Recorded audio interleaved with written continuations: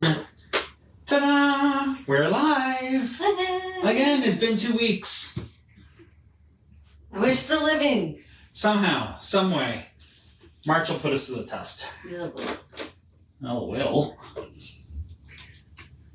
Alrighty, let me get back to the top of the script. How many miles are you going to be on the road this month? I'm going back, up and back from New York. Twice. 10 miles from the Canadian border, mind you. Twice. Not to mention everything else. Twice. Yes, you know. Wow, we are very bright on this video. Let me see if I can... Tone us down? Something. It's going to flicker. Okay, we're better. It's Better? going to flicker. We don't look like we're in the headlights anymore. If it flickers, it flickers. I think it just wants to laugh again. I think it generally looks better. But yeah, so good evening, everybody. She waited until we went live to come over. She's been like on the other side of the room for the last half hour. She knows her adoring fans are here, and she needs to be seen, and the other three are up in bed.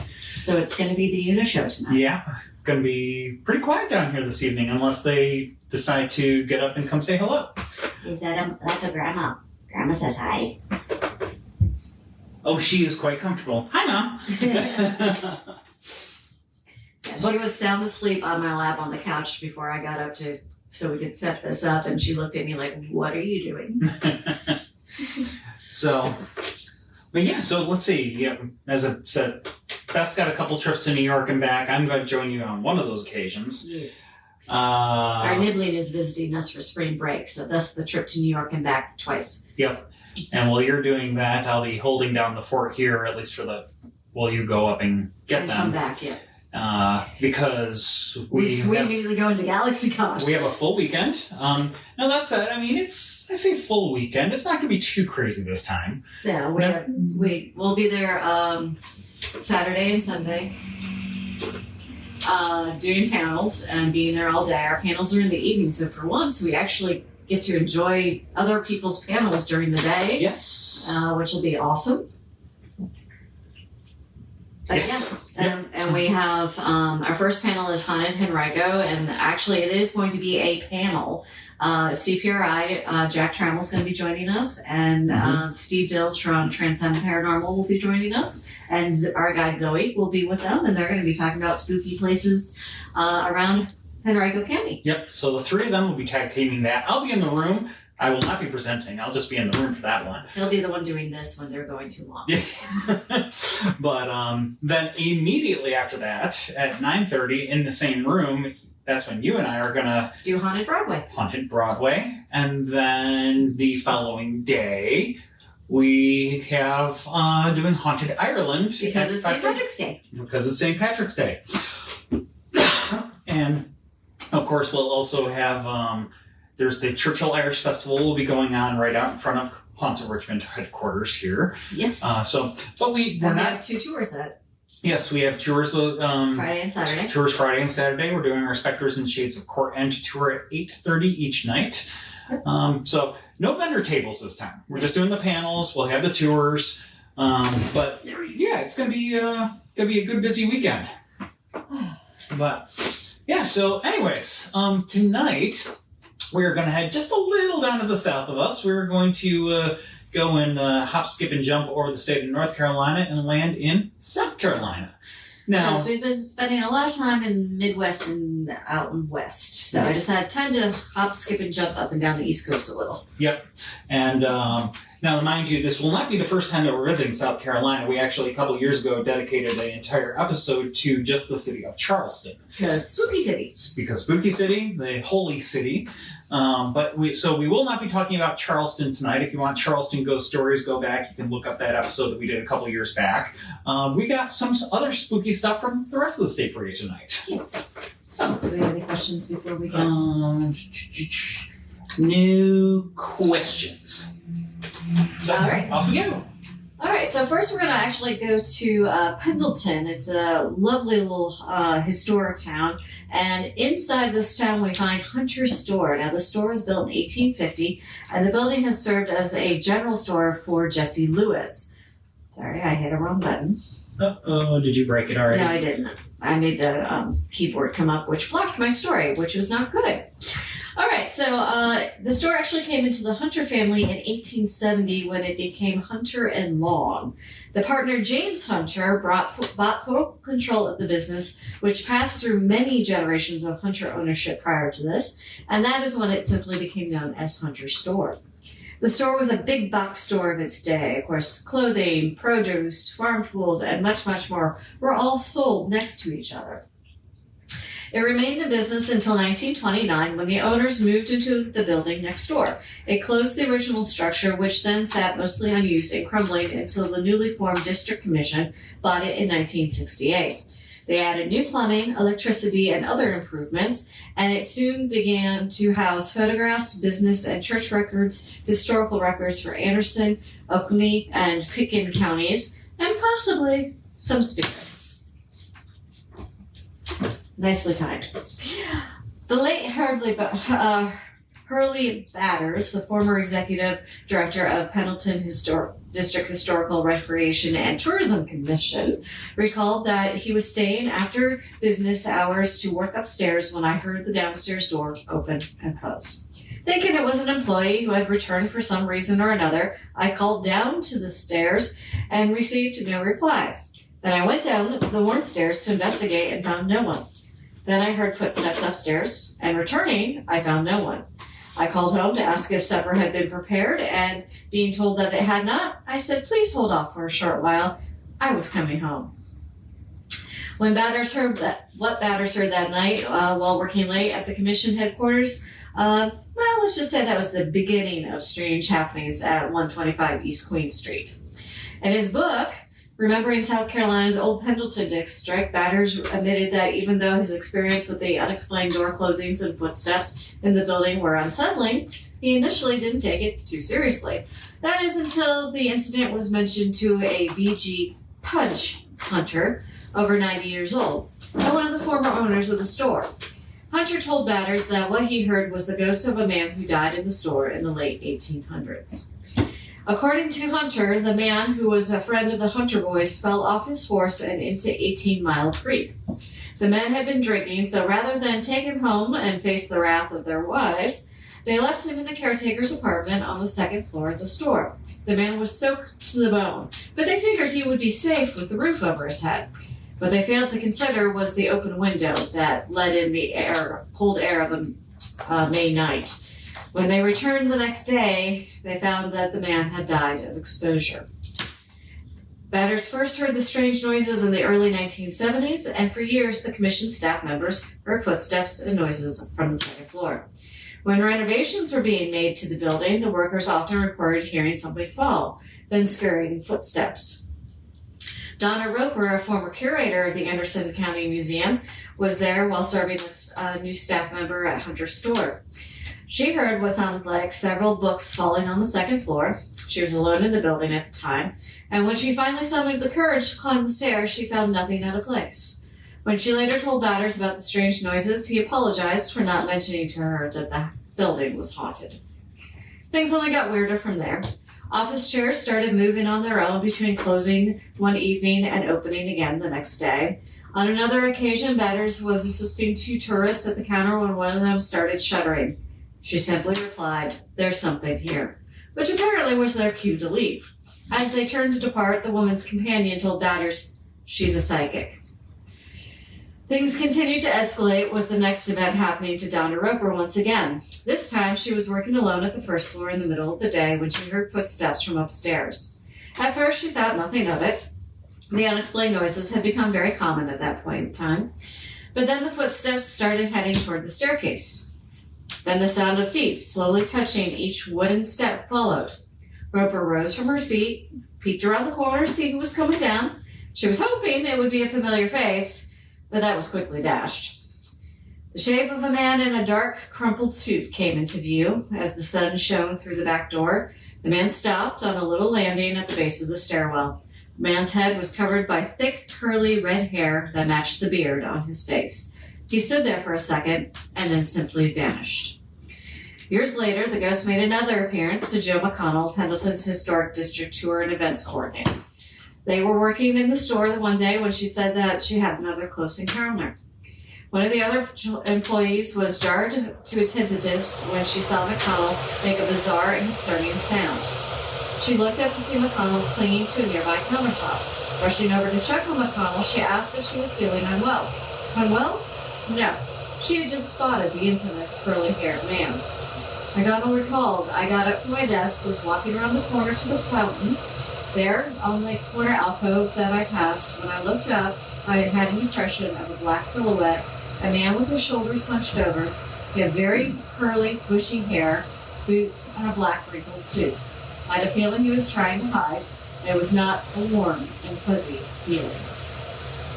McConnell later told her story to the leadership Pendleton gathering, and two women there who had been volunteers at the office as teenagers years earlier told her they had seen the image of a man dressed the same way, but they never said anything about it, fearing people would think that they were crazy.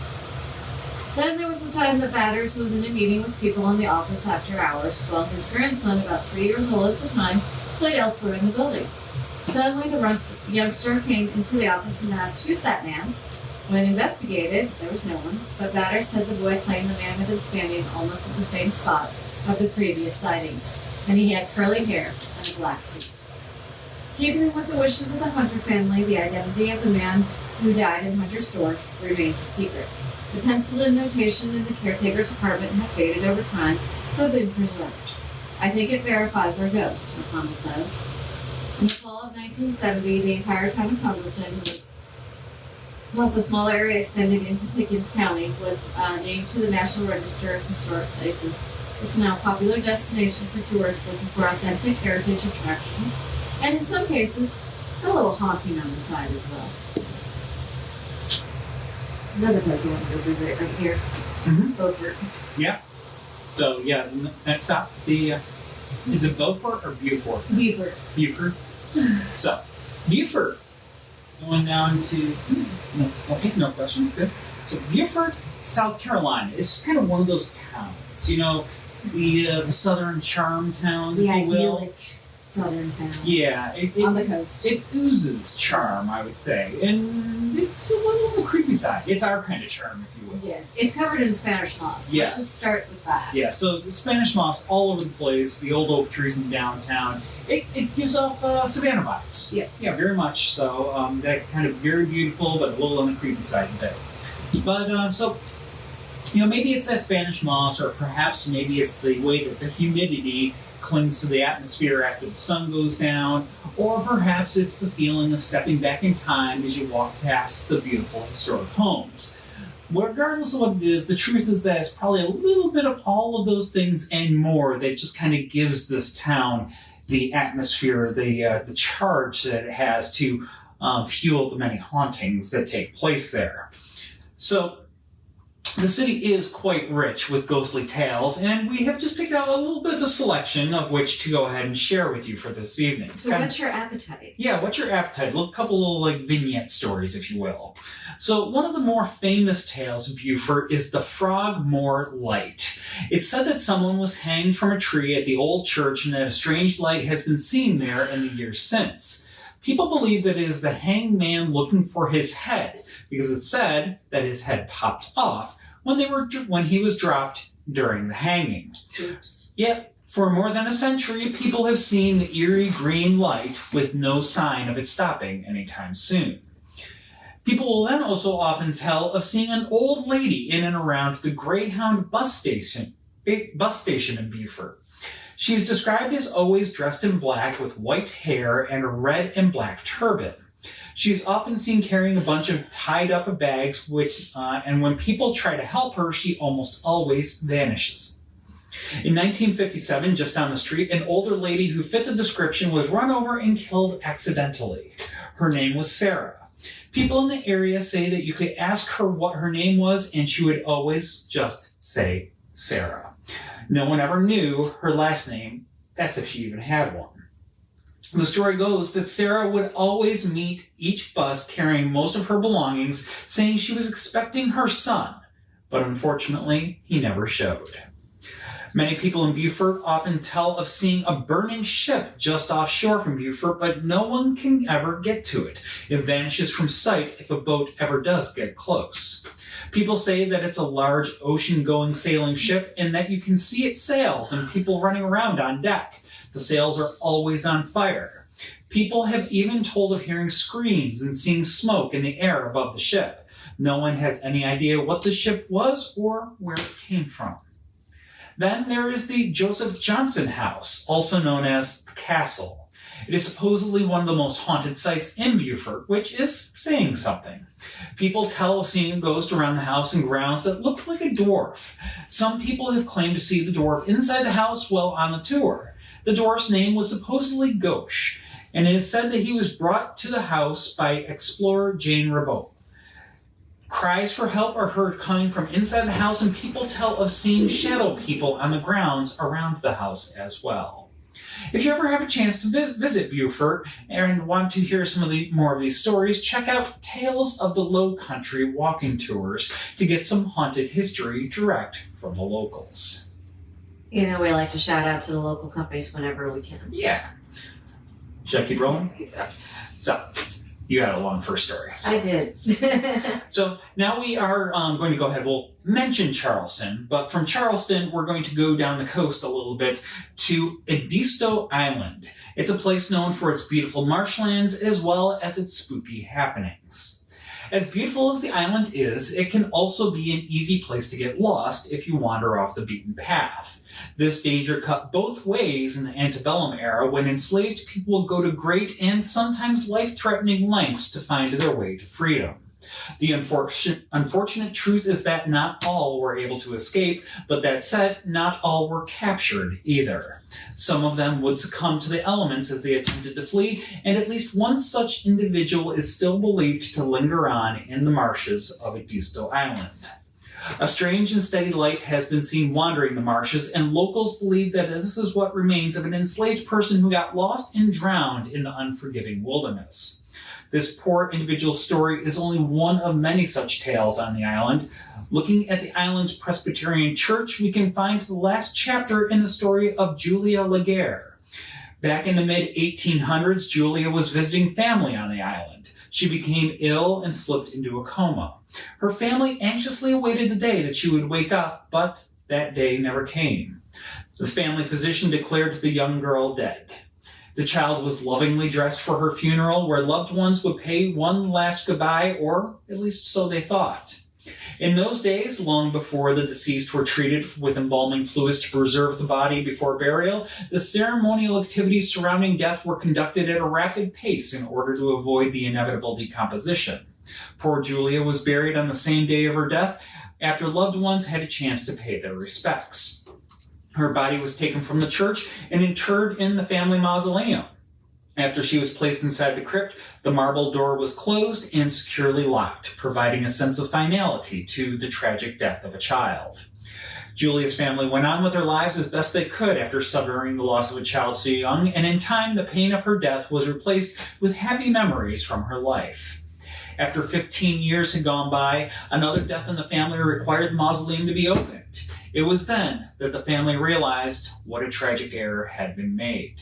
Julia's remains, which had so long ago been entombed, were crumpled at the foot of the mausoleum's door. She had been buried alive. It is thought that her respiratory and heart rates had dropped so precariously low that they were undetectable by the family's physician, and so he declared her dead. When she was interred that fateful day, she was merely in a coma and not dead. This led to the horrible realization that she had woken up in her own tomb next to the entombed remains of long-dead family members, where she was unable to escape and had to wait for her actual death to come and free her of the terror she had woken up to. The girl's remains were entombed once again, as were those of the relative whose death had led to the ground discovery, and the door was securely closed once again. Still reeling from the horrible discovery at the mausoleum, the girl's family members visited the cemetery to pay their respects, but when they did, its door was open. Thinking that the open door had to have been the result of being improperly secured at the recent funeral, they shut the door again and walked away. A few weeks later, a clergyman at the church saw that the door was open and ordered it to be closed. This happened again and again and again through the decades. Chains and unbreakable locks were used to keep it sealed tight, but they would always be broken and the door would open again.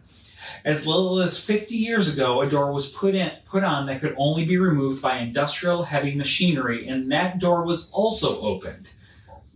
Little Julia must have been particularly mad at that door because it was not only open, but completely unhinged from the mausoleum. That's when everyone gave up trying to close the door. To this day, the original door is nothing more than broken marble that sits in the grassy doorway to the tomb. Now that there is no door on the J.B. Laguerre mausoleum, it is thought that Julia's spirit can rest. But there are still some who say that she guards the mausoleum just to make sure that nobody dare get the notion to put a door back on the very building that killed her all those years ago. Visitors head out to the church every year just to walk over to the cemetery and take a look at the mausoleum and walk inside. Some report feeling an essence around them, and others claim to have captured images on their cameras that cannot be explained. As for what Julia thinks of it, well, it seems as though she is just fine with people visiting the tomb. Just don't think about shutting the door. All right, moving inland to the Piedmont region of northwest Columbia, we find a small city of Newberry, home to Newberry College. As a campus founded back in 1856, Newberry College has enjoyed its share of legends and ghost stories passed down by generations of students, faculty, and staff. The most famous and most enduring of these is Madeline, the tragic lover of Keller Hall. The story first appeared in December 2nd of 1959 edition of the student newspaper. In the original version by Barbara Patterson Nussel, Miss Madeline was a Newberry native who was dating a Newberry College student named John around the turn of the 20th century. The pair were contemplating marriage after John's graduation, until rumors circulated that Madeline was being unfaithful. On November 17th of that foretold year, John climbed up to the top of Keller Hall and the steeple, and then he decided that in his greatest despair, he needed to leap to his death. That very evening, Madeline was on her way to campus to confess to John that she had betrayed him and that she had finally realized she loved him and him alone. Around midnight, leaving her carriage on what is now Evans Street, she carried a dim lantern to light her way up the path to Smeltzer Hall where John stayed. As she passed before Keller Hall, she stumbled over something. When she held the lantern over the object, she discovered John's broken body and let out a scream that was heard across campus. According to the legend, the ghost of Miss Madeline returns to campus every November 17th to search for John to no avail, carrying that same dimly lit lantern and crying into the night. On several occasions after the story was first put to paper, students dressed as Madeline carried lanterns and went out on the anniversary to help the tragic lady search for her lover. This tradition took a turn in the 1960s when the legend was so popular that male students started to dress up as Madeline and storm the girls' dormitory, intending to haunt them. Spicy fire. Yes. Anyone wishing to find Madeline today will likely come up disappointed. No Madeline sightings have been reported for decades, perhaps because Miss Madeline finally has given up her search. Or perhaps the students' less than flattering impressions of her made her more discreet in her appearances, but we cannot say for sure. Other spooky happenings that have been reported across the campus over the years: windows and doors across the entire campus open and close on their own, and there are dorm rooms where covers have been ripped off students sleeping in them. So what do the staff of Newberry College make of the ghostly tales? Well, Chuck Webb, vice president for the Institution of Advancement's not so sure. He used to be skeptical, but he says he's experienced something disturbing on campus. His office is in the Dunford Alumni Building, the turn-of-the-century Victorian mansion that used to be a family home. Several of the upstairs bedrooms now double as offices, and supposedly there is a former resident who has complaints. She evidently has been unhappy with some of the things that we have done in here, White said. On several occasions, people downstairs have heard voices upstairs, only to find nobody present upon inspection. One says they are constantly finding the office refrigerator unplugged overnight. It has gotten to the point where the custodian now announces his arrival before beginning to clean upstairs. One says it's a little disconcerting, especially when no one's here. He says the experience that really opened his mind happened on one day after he finished up a meeting in his office. He had rearranged the chairs around the conference table, then locked up the room before leaving to go to lunch. When he returned, he said a chair had been pushed up to the window as if somebody was looking out. That was enough to make his hair stand on end and give a little more reference to the haunting legacy of Newberry College. Do we have Patrick tonight? We do. Patrick, this next one's for you. So, he did have a comment about the last one. Like, why did we ever do away with the bells on the graves? Embalming. Yeah, embalming, basically. I mean, they did start putting in 3 days of laying somebody out to try to avoid people having sleeping sickness, as it was known. But in the South, that was less common because, again, the heat and the humidity wasn't pretty. Yeah. But once embalming really started, that's when they did away with all those things. And even in a mausoleum, they may not have had a bell. That was usually for an entombed, person in the ground. Yeah. The whole Saved by the Bell. Yeah. But.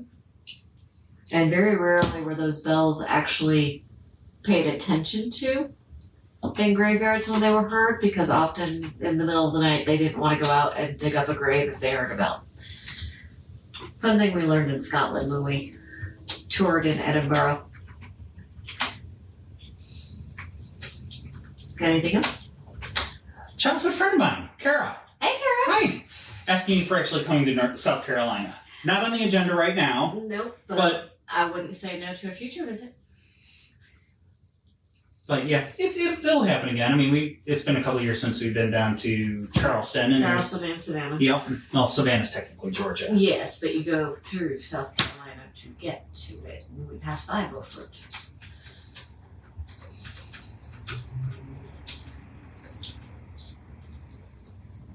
Right. Yep. So I think you caught up. I'm caught up. And you can. No, I can't. I don't have anything. Oh, you don't. My have phone's your phone's over there. Let me. My phone is out of reach. Oh, of course. Turn your voice down. Turned it down. You did make sure you get on the right one too. Yeah, that would be good. Yeah. Anyways, but yeah. And we don't have Lee here tonight to help us either. Yeah. Lee usually will keep up with comments too. Yeah, Lee's taking care of a kitten. Yeah, her kitten had surgery today, so. The typical surgery, Yeah. Nothing out of the ordinary. The one that should be done. Yes. So, but yeah. So, anyways, yeah, you can try and catch up there on the chat if there's anything that I may have missed there. But so yeah, next up. Okay. Here we go. One of the state's oldest recorded supernatural occurrences dates back to the 1840s. So, going back to a time where people didn't quite talk about the hauntings quite so much, or if there was talk of hauntings, they were usually phrased in a different way. They didn't talk about ghosts quite the same way that we do today. But this is a notorious apparition that only happened to appear on foggy nights. Along a stretch of the old state road leading from Pendleton community of Newberry County to the Goshen Hill community of Union. Even in the sunny summer, this lonesome, heavily forested and uninhabited stretch has a haunted aura. At night, it is smart not to drive there alone.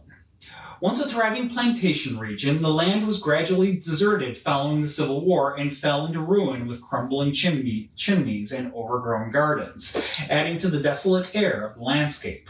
Its melancholy tone is underscored by the melancholy tale, which perhaps explains why the apparition appears so faithfully even today.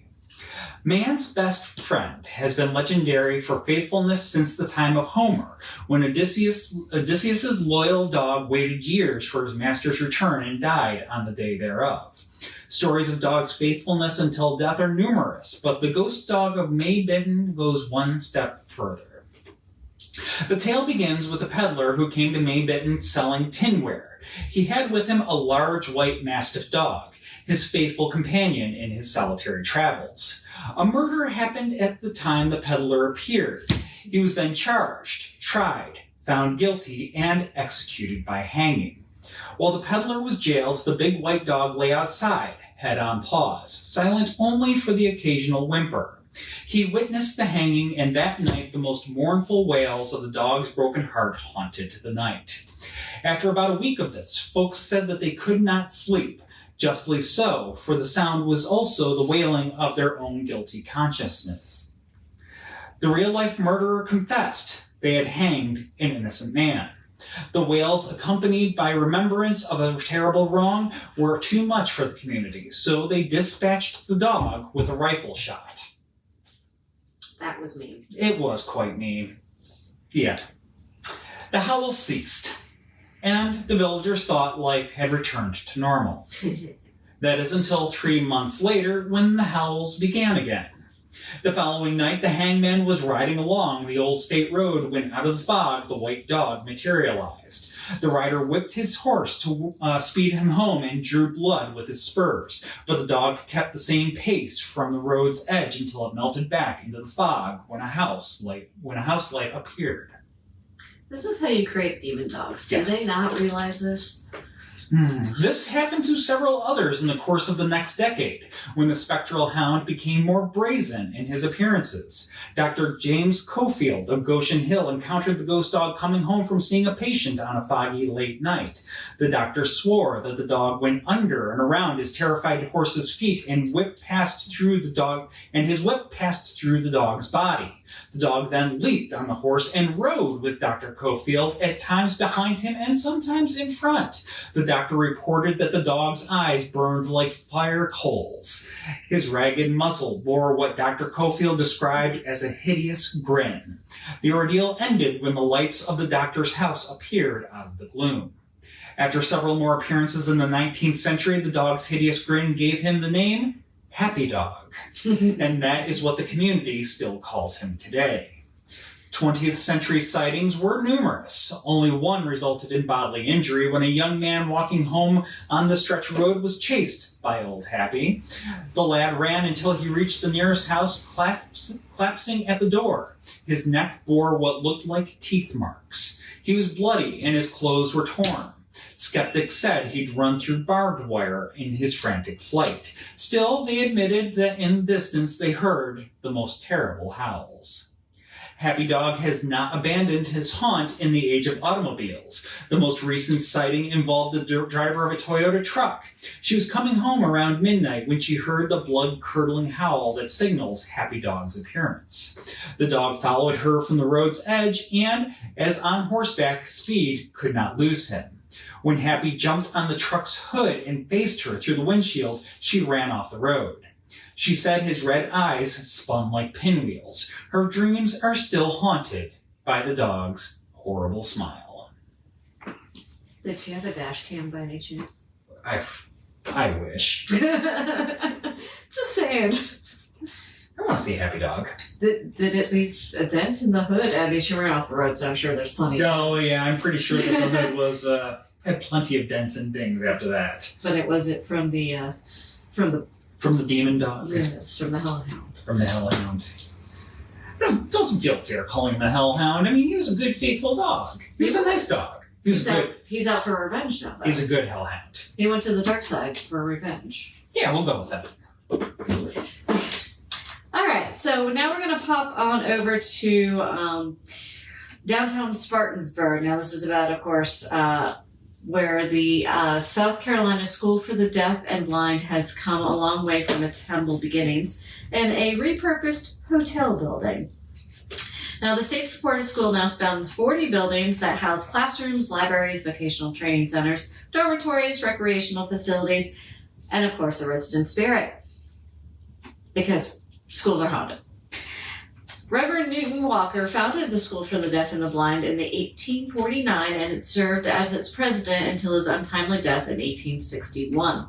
After his passing, the Reverend's wife, Martha Walker, ran the school for several years before eventually entrusting it to her brother, though she was never officially declared the school's president. While Martha no longer managed the school, she remained on campus until she passed away in 1900, and is said to still be roaming Walker Hall to this day. Some believe she's still keeping an eye on the students. Others suspect she's upset over never having been named president.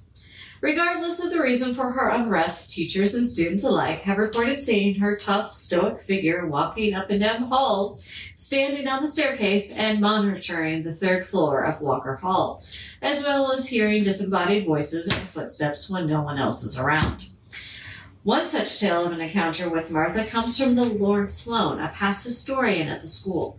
One night in 1980, Sloan was working late in the school's museum, located on the second floor of Walker Hall.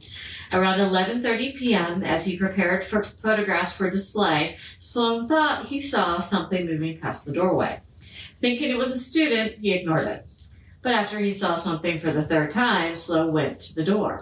Standing in the hallway about 10 feet away, Sloan saw a short woman wearing plain clothing with her hair parted down the middle and with what he called a Mona Lisa smile. The woman waved at him and then vanished down the hall. He recalled being stunned and scared to death, as he said through a sign language interpreter. Sloan knew it was Martha Walker, and he went on to relay that I have seen so many pictures of her, and when I saw her, it was her. Sloan waited years before he told anybody what he had seen. I was afraid people would think I was crazy. I kept real quiet. Only after he heard others talking about the ghost did he come forward and shared his story. And I know you want to do this one. Is this the tanning one? You want to go down the rabbit hole. Okay. So this next one, I will admit, reading it now, it is going to sound very, very high level. It's a little on the brief side, but that's it probably could take an entire episode itself. Oh my God, I started getting into the weeds on this, and I had to reel myself in, and well, here we go. So, we do usually like to have a well-rounded story to present to you, but this one left us with enough to want to get it out there, but we may circle back to it on another occasion. Just on the outskirts of Spartanburg, we have the community of Fairforest. Here, the tanning yard is renowned as one of the most haunted places in upstate South Carolina. Just as the name suggests, this was once a place of business where cowhides were tanned for leather, but it would come to be remembered for a much darker purpose. In the mid-1900s, many homicides took place in the vicinity of the tanning yards, and if people were not outright killed there, it was also a popular place for dumping bodies. Today, nothing remains of this site of violence and gore, as it was bulldozed in favor of an Edisto manufacturing plant. And honestly, it's hard to blame them for burying this dark chapter of the community under a new and valuable employer. Still, the stories and the heavy atmosphere remain, as sensitive people still report a sense of sadness, despair, and dread on the site. The source of these hauntings is buried in a difficult to sift through pile of historic fact and hearsay legend. One that would be worthy of a full episode in its own right, but let's take a look at things from a very high level. One particularly chilling chapter revolves around a supposed religious cult that kidnapped a virgin from each of the local high schools and took them to the tanning yard site to be ritually sacrificed. While that is certainly awful enough in its own right, it is said that one of the girls managed to escape by running away down the nearby Gray's Creek. Unfortunately, before finding help, she was supposedly found by the Gaffney Strangler. In the years since this set of horrifying murders, along with other nefarious dealings on the site, people have reported seeing the apparition of a woman on the bridge over Gray's Creek, as well as red eyes glowing from the creek below. Why does this sound like a horror movie? Yeah, yeah. This is definitely one of those supernatural Wes Craven thriller movies. Yeah, so this has earned that bridge the reputation of one of the many crybaby bridges that can be found across the country. You might remember we talked about one just a couple of weeks ago. There's a lot of them out there, by the way. Yeah, Haunted Ohio. We talked about one in particular, which was only one of like 30 that are just in the state of Ohio. Yeah. So, yeah, we got another one here in this Fairforest in South Carolina. Now, what we know is that the Gaffney Strangler was real, as the newspaper reports about his activities and subsequent capture dominated headlines in South Carolina in 1968. But his ties to any activities in Fairforest are a little less certain. As for cults, they always make for juicy gossip, and we know all too well that few things travel faster than a salacious and grim tale. So are there murder victims still haunting the site of the one-time tanning yard? Perhaps, but this might be one story that, again, we'll circle back to on another occasion, having had some more time to dig through the archives. So, yeah, it was a lot. It was a lot. Every time I looked up one thing, it wound up... It's an amoeba of tangents. Yeah, it wound up splitting off to something else. It was... As I said, it's like a basis for a very good horror movie. Yep. So, let's see. You want Rosehill? Or do you want me to keep going? I can do Rosehill. Okay. I know you want the very last one. I wouldn't mind doing the last one. All right, Rosehill Plantation. This is just down the road from Spartanburg in the city of Union. It's a place that has been long renowned for its paranormal activities and spooky legends.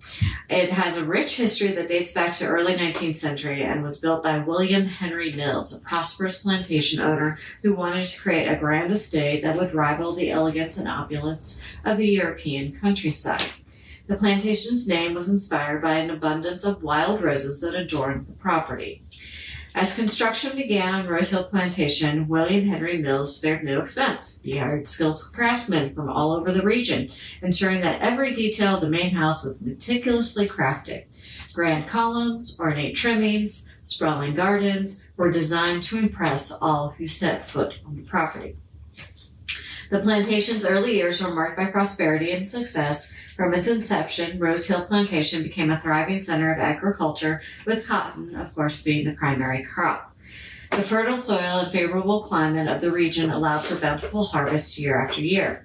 The plantation employed several hundreds of enslaved people who worked tirelessly to cultivate and harvest those cotton fields. Life on Rosehill Plantation during this time was a complex mix of opulence and hardship. While the Mills family enjoyed a life of luxury in the main house, the enslaved people toiled under grueling conditions in the field. They endured long hours, harsh weather, backbreaking labor, and all for the profit of their owners. Despite the stark contrasts between the lives of the plantation owners and the enslaved laborers, Rosehill Plantation thrived. The grandeur of the main house and the sprawling gardens were a testament to the wealth and the influence of the Mills family during this period. During the Civil War, Rosehill Plantation faced significant challenges. The Mills family's staunch supporters of the Confederacy were deeply affected by the conflict. The main house served as a makeshift hospital for wounded soldiers, witnessing countless lives lost and families torn apart. As the war dragged on, the once thriving cotton fields of Rosehill Plantation fell into disarray. With many enslaved people fleeing or joining the Union Army, the Mills family struggled to maintain their agricultural operations. The plantation's once lush fields were left untended, and once bustling workforce dwindled. Despite the hardships, the Mills family remained committed to their cause. They used their resources to support the Confederate Army, providing supplies, and shelter to soldiers passing through the area.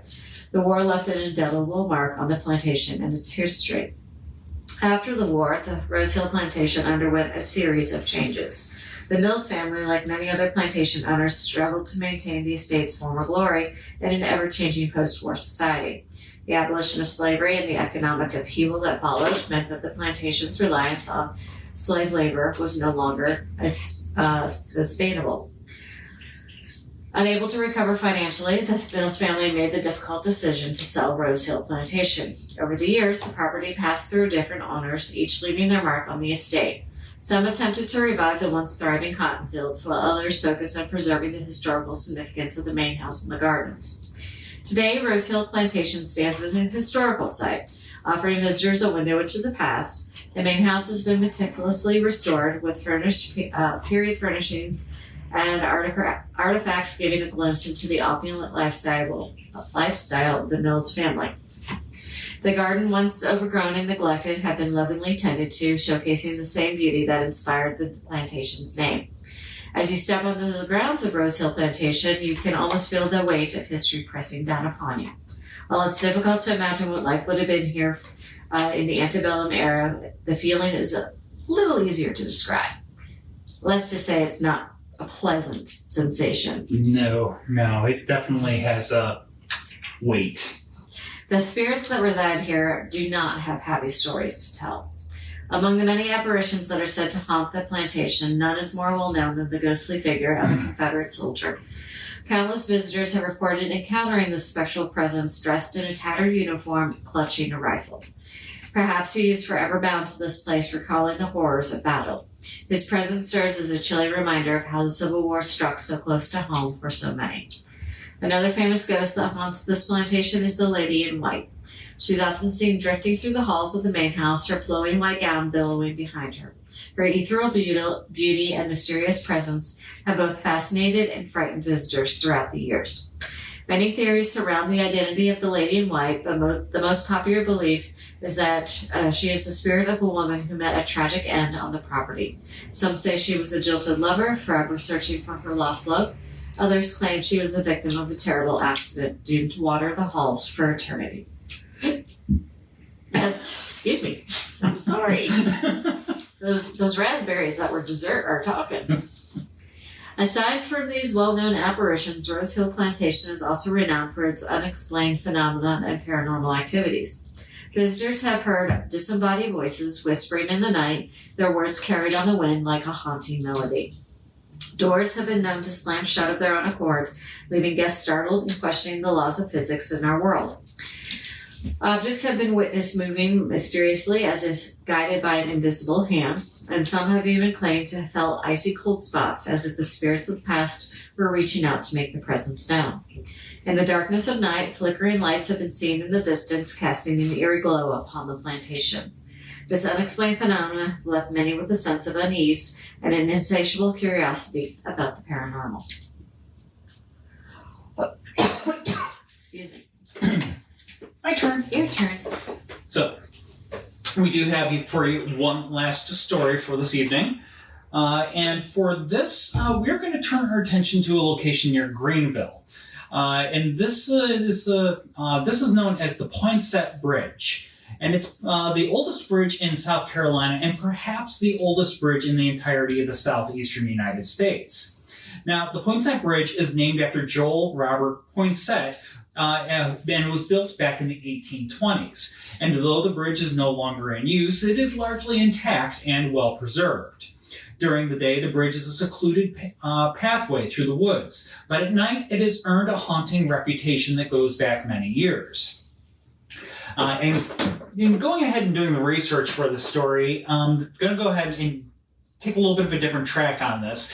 I actually found a newspaper article, which I'm going to go ahead, I'm going to read it to you verbatim because I couldn't have told the story better myself. And it's just fun when we can find these ghost stories in the newspaper. Yeah, so this was printed on Sunday, April 6th, 1930 in the Greenville News with the large headline, "Headless Ghost of Bandit Perches on Poinsett Bridge on Rainy Nights, Say Folks."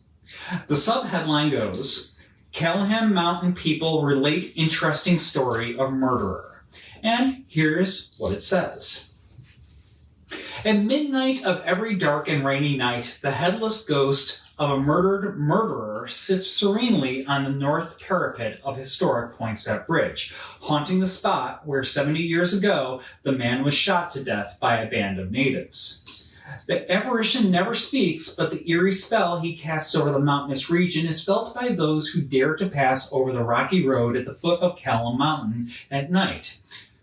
Natives declare they have seen the specter there, but have never attempted to inspect it. The legend is prevalent throughout that section. Natives speak of the ghostly presence with awe.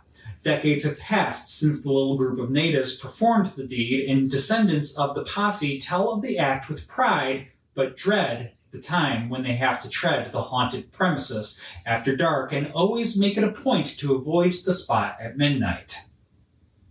According to shreds of the legend that is told by residents of the region, a marauder from the mountains rode down at intervals on horseback and molested the natives, shooting their animals and stealing and playing havoc in general. Naturally, the mountaineers resented this and decided that they would have to put a stop to it. After he had made another trip or two of destruction, they laid their plans. In 1861, when the Civil War was gaining headway and the men of the community were being called to arms to defend the South, a band of natives awaited the unwelcome visitor near the old stone bridge. Night after night, they lay in ambush, and finally he came, riding his black horse with reckless abandon. By some circumstance, the rider sighted the group in hiding near the majestic arch that has supported the stone span for over 100 years. Shots were fired, but the hardy man from the further recesses of the hills had deadlier aim, and when he turned his horse and fled amid a barrage of bullets, he left one of the ambushers fatally wounded.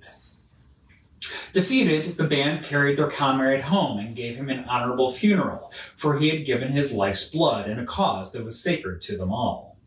The marauder didn't come again, but the natives did not forget. They remembered the stock they had lost at the hands of the visitor, remembered the havoc he had wreaked at the inhabitants of the region, but most of all they held in memory the death of one of their number. Months, or maybe it was even years later, a band of men from Callahan Mountain were in Knoxville, bartering at a trading post there.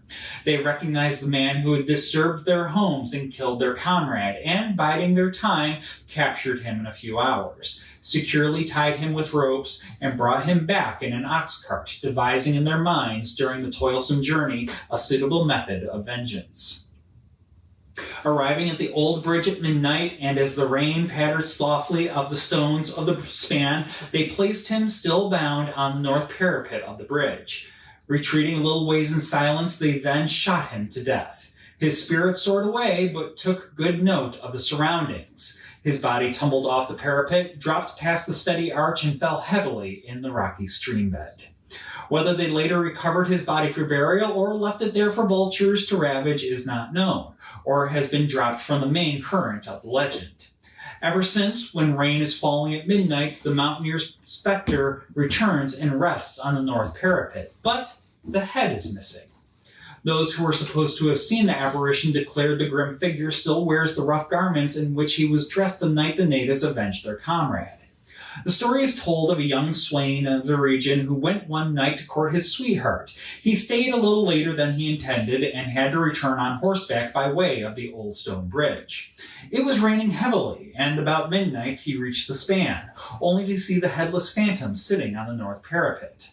Thoughts of his love were suddenly disturbed, and he realized just how dark and dreary was the night. He retreated several hundred yards, and then felt ashamed that he had let a ghost frighten him. He turned and approached the bridge again, but his nerve failed when he saw the specter parked as gloomily as ever on the stone and retraced his steps again. But again, he felt ashamed and returned towards the bridge. Sighting the ghoulish figure the third time, he closed his eyes, drove his spurs into the flanks of his mount, and the animal thundered across the bridge, past the spot where the phantom was. He arrived home safely. M.G. Boswell, local Boy Scout executive, tells of an incident that happened in 1924 at a Boy Scout camp on Callahan Mountain. He had a group of boys from Covington, Kentucky in the camp. One day they motored across the mountains and returned across the bridge at about midnight. As they passed the spot, 3 shots were fired. No time was lost in reaching the camp. Peculiarly, none but the natives of the region has seen the apparition. But the legend still holds, and the mountaineers shun the historic stone span at midnight, especially if rain is falling. The stone bridge was built by General Joel R. Poinsett, famous early Carolinian, Secretary of War under President Monroe, and the man for whom the Poinsett Hotel is named. That is where the article comes to an end. So, Now, this is one of many such legends surrounding the Poinsett Bridge. Other tales say that the apparition is that of a Cherokee man who was killed during the initial construction of the bridge and entombed in the stoneworks. Today, the legendary hauntings of Poinsett Bridge bring in paranormal enthusiasts from many miles around. While the apparitions seem hesitant to interact with outsiders, many people have reported issues with electronic equipment by the bridge, as if the spirits are saying, "You and your investigations are not welcome here." So if you do visit Poinsett Bridge, maybe just enjoy it with your eyes and ears and leave the electronics at home. So as Chris mentioned, that is our last story for the evening. Again, it's quite a busy weekend for us around the neighborhood. Churchill Irish Festival will be here Saturday and Sunday. You guys can check that out. Always a good time. Again, we'll be at GalaxyCon Saturday and Sunday, so you'll be able to catch our panels there. We have a Churchill tour going on Tuesday, one going on Thursday. And then Friday and Saturday, as we mentioned, we have our Shades Inspectors of Court End tour. But we will be back. What is our next month? We're actually coming home next month. Oh, that's right. We're going to Virginia. We got 2 weeks from today. We're doing Virginia. Now, of course, we're not doing Richmond per se. But I get to bounce around the rest of the state. Yeah, we got a whole heck of a lot of haunts here across the state of Virginia. But so we do have a couple of comments. Una is out cold down here. She has a toasty belly. Yeah. And Pete's. Yep. That last story was a lot like Sleepy Hollow. It is. It definitely has Sleepy Hollow vibes to it. Yes. I don't know what's going on with the camera. Or got it blinking on and off here for me. I don't know. At least you don't have a bubble today. Yeah, and don't jinx it. Yeah. So, but yeah. All kinds of good stuff. Yes. But yeah, so thank you all very much for watching. Oh, and Roberta says hello. Yes. Una's like, yeah. She's happy and toasty. Una's happy and toasty. Everybody else is up in bed. Kitty cats are chill tonight. It is what it is. It is.